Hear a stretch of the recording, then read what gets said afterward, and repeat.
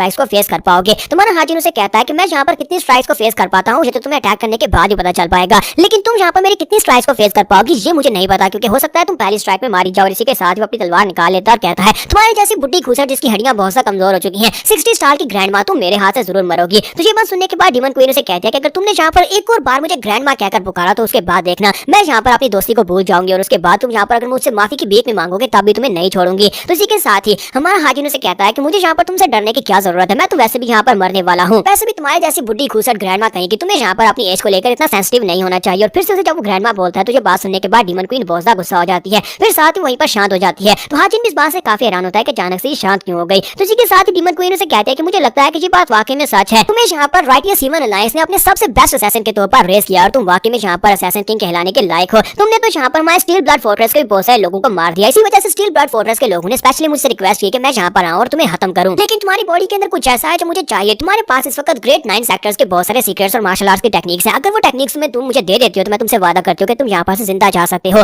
मैं जाकर खुद कुछ भी बहाना बना दूंगी लेकिन तुम्हें जिंदा छोड़ दूंगी। तुमने यहाँ पर तकरीबन 200 से भी ज्यादा लोगों की जान लिया जो कि सारे के सारे असैसिन थे या मार्शल मास्टर्स थे, उन सभी को मारना कोई आम सी बात तो नहीं है। तुमने उन सभी लोगों को अपनी पावर्स के साथ मारा जो कि 9 ग्रेट सेक्टर्स की टेक्निक्स थी। तुम्हारा हाजिन उसे कहता है मुझे समझ आया कि तुम्हारे जैसी कातला को यहाँ पर क्यों भेजा गया है, तुम यहाँ पर मेरे पास से 9 सेक्टर्स के सीक्रेट्स लेना चाहते हो, तुम्हें लगता है कि मार्शल आर्ट्स की टेक्निक्स मैं तुम्हें दे दूंगा, ऐसा तो बिल्कुल भी नहीं होने वाला। तो ये बात सुनने के बाद डीमन क्वीन उसे कहते हैं मुझे तो लगा था कि तुम सिर्फ और सिर्फ एक असैसिन हो जो लोगों को मारना जानते हो, लेकिन तुम्हें तो दिमाग इस्तेमाल करना भी आता है और तुमने यहाँ पर मुझे मना कर दिया। तो इसी के साथ ही हमारा हाजिन उसे कहता है कि मुझे अच्छी तरह से पता है कि तुम मेरे पास से सारी इन्फॉर्मेशन लेने के बाद स्टील फोर्ट्रेस वालों को कुछ भी नहीं देने वाली, तुम ये सारी इन्फॉर्मेशन अपने लिए रखना चाहती हो। वो 9 फैमिली के सीक्रेट जो है सिर्फ और सिर्फ अपने लिए यूज करना चाहती हो ताकि अपने आप को स्ट्रॉन्ग बना सको, तुम सिर्फ अपने फायदे के लिए काम कर रही हो। तो वो कहती है तो इस बात से क्या फर्क पड़ता है कि मैं अपने लिए काम कर रही हूँ या फिर किसी के लिए काम कर रही हूँ। यहाँ पर स्टील ब्लड फोर्ट्रेस के लोगों ने मुझे रिक्वेस्ट नहीं किया होता तभी मैं यहाँ पर जरूर आती, तुम्हारी इस कमजोर हालत में तुम्हें जरूर मार डालती और तुम्हारे पास वो सारे सीक्रेट्स ले लेती। मुझे लगता है कि तुम्हारे लिए ये बहुत ही अच्छी डील है, वैसे भी तो तुम यहाँ पर मरने वाले हो, तो मैं यहाँ पर तुम्हें एक